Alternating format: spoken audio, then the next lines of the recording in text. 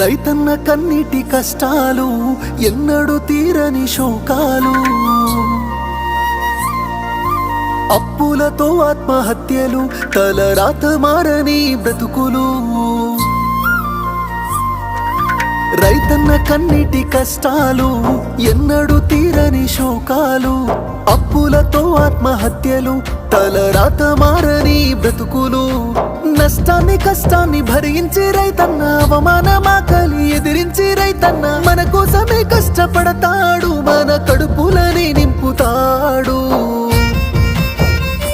అయినా రైతన్నకి నాడు ఉండదు కంటి నిండా కునుకు, రైతన్నకే పూట దొరకదు కడుపు నిండా మితుకు.